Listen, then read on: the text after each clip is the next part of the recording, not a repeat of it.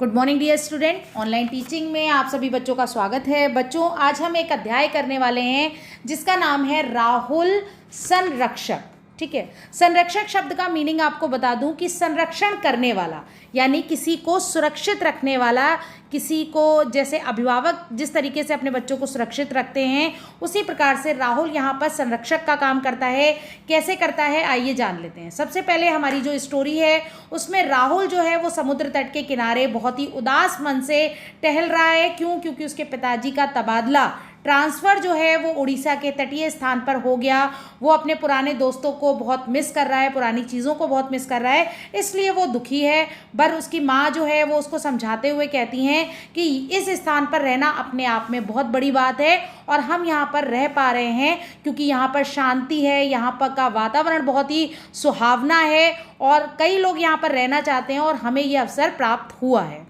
ये जानते हुए राहुल जो है वो टहल रहा होता है, वहाँ पर घूम रहा होता है। अचानक से उसे रेत पर श्रम पूर्वक रेंगते हुए एक घोघा जो है वो नज़र आता है, जो कि ऐसा प्रतीत होता है जैसे उसने अपनी पीठ पर अपने घर को लाद रखा है। ऐसी चीज़ को देख करके राहुल के चेहरे पर बहुत ही मुस्कुराहट आ जाती है क्योंकि वो उसे बड़ी दिलचस्पी लगती है। थोड़ी देर बाद वो देखता है कि कुछ मछुआरे वहाँ पर जाल लेकर आए हैं और उन्होंने जाल में मछलियों को फंसाया और उन मछलियों को एक टोकरी में रख लिया। थोड़ी देर बाद में वहाँ पर एक आदमी आता है और वो उनसे पूछता है कि क्या वे आए।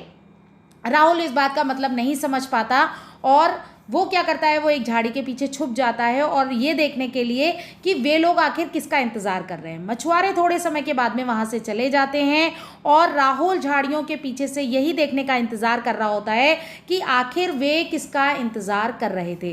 अचानक से वो देखता है कि भूरे रंग के जोड़े से दो कछुए वहाँ पर आए हैं और वो क्या कर रहे हैं, वो गड्ढा खोदते हैं उस रेत पर और वहाँ पर बैठ जाते हैं। थोड़ी देर बाद में जब वो वहाँ से उठते हैं तो वहाँ पर अंडे उसको दिखाई देते हैं। वो समझ जाता है कि ये जो लोग थे वो इन्हीं अंडों को लेने के लिए उनकी या इन कछुओं की प्रतीक्षा कर रहे थे और वो जो कछुए हैं वो अपने अंडों पर घास के दाने, घास की पत्तियों को डाल करके वहाँ से चले जाते हैं। राहुल सोचता है कि अगर मैंने इन अंडों को सुरक्षित नहीं रखा तो इनको वो लोग ले जाएंगे और राहुल जो है वो अपने घर की तरफ जाता है। उसकी एक छोटी बहन है जिसका नाम है रीमा और वो क्या करता है, वो अपने घर की तरफ जब पहुंचने वाला होता है तो वो रीमा से कहता है कि तुम्हें मेरी मदद करनी होगी और बाल्टी वो जो है अपने घर से 2 बाल्टियों को लेकर आता है ताकि वो उन अंडों को,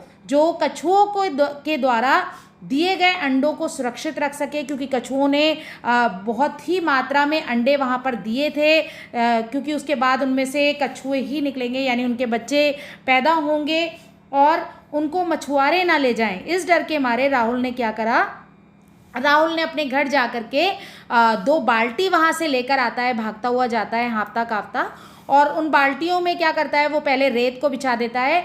अचानक से उसके जो 2 फ्रेंड हैं जिनका नाम है सोमेन और दूसरा उसका जो फ्रेंड है जिसका नाम है आपको मैं बता दूं, धीरेन। ठीक है, तो धीरेन और सोमेन जो हैं उसके 2 फ्रेंड हैं जो उसकी मदद के लिए वहाँ पर आ पहुँचते हैं क्योंकि उन्होंने रीमा से जब पूछा कि राहुल कहाँ पर है तो उसने उनको सारी बात बता दी। रीमा भी साथ साथ आती है और वो देखती है कि सब लोग मिल करके बाल्टी में क्या कर रहे हैं, उन जो अंडे हैं उनको सुरक्षित रख रहे हैं। उसका फ्रेंड जो है वो उससे पूछता है कि ये अंडे जो हैं मतलब तुम्हें कैसे लगे, जो मतलब जिन लोगों ने इन अंडों को दिया। और वो राहुल साथ साथ ये भी पूछता है कि वो मछुआरे जो थे वो इनकी प्रतीक्षा क्यों कर रहे थे, वो इन्हें क्यों लेना चाहते थे।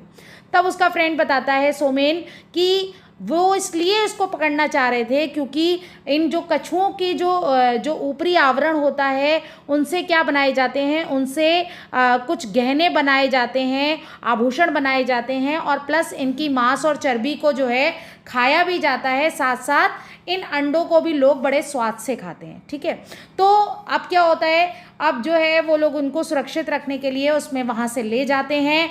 अचानक से जब वो लोग जा रहे होते हैं तो सोमेन जो है उससे पूछता है कि ये जो कछुए थे वो किस तरह के थे। जब राहुल उनको उनकी संरचना के बारे में बताता है कि भूरे रंग के थे, पीले उनके पैर थे, तो सोमेन कहता है कि तुमने ऑलिव रिडले, ये एक प्रजाति है कछुओं की जिसके बारे में वो बताता है कि तुमने ये ऑलिव रिडले नामक कछुओं को देखा जो कि सूर्यास्त के पहले कभी अंडे नहीं देते हैं। बहुत ही कम ऐसी सिचुएशन होती है जब वो सूर्यास्त से पहले अंडों को दे दें, और तुम्हें ये अविस्मरणीय यानी ऐसा अद्भुत जो आदमी भूल ना सके ऐसा अद्भुत दृश्य तुमने देखा है, और बहुत ही खुश होते हैं वो लोग इस बात को। लेकिन जब वो उनसे अंडों के बारे में पूछता है राहुल, तो वो कहते हैं 45 से 50 दिन में इन अंडों से कछुए बाहर आ जाएंगे, यानी उनके बच्चे हो जाएंगे। तो वो क्या कहते हैं, वो ये कहते हैं कि तुम क्या करो, तुम इनको, क्योंकि हम लोग इनको सुरक्षित नहीं रख सकते, तो तुम इनको जो संरक्षण समिति है उनको सौंप दो। राहुल ये काम करने को तैयार हो जाता है। समिति वालों को अंडे दे दिए जाते हैं और समिति वाले राहुल को 2 अंडे देने की अनुमति, मतलब उनको दे देते हैं, रखने की अनुमति दे देते हैं, और राहुल बड़ा खुश होता है और सबकी दृष्टि का राहुल जो है वो अपनी कक्षा में केंद्र बन जाता है अपने स्कूल में, क्योंकि उसने जो है संरक्षण का कार्य किया था, किसी को बचाने का कार्य किया था। लगभग 45 दिन के बाद में अंडे फूटते हैं और राहुल, सीमा और उनके मित्र शिशु कछुओं को तट पर ले जाते हैं और उनको तैरकर दूर चले जाने के लिए मुक्त कर देते हैं। ठीक है, तो यहाँ पर आपको इस अध्याय में अगर मैं बताऊं कि आपने क्या देखा कि किस तरीके से इनकी प्रजातियां, जो जलीय जीव हैं उनकी प्रजातियां विलुप्त होती जा रही हैं, क्योंकि हम ही उनको लगातार मारने का काम कर रहे हैं। अगर मैं बात करूं तो आपने यहाँ पर क्या देखा, आपने राहुल की विवेकशीलता, उसकी सूझबूझ, दूरदर्शिता, जीवों के प्रति उसका प्रेम और उसने अंडों को किस प्रकार संरक्षित किया, ये सभी चीज़ों को आपने यहाँ पर देखा।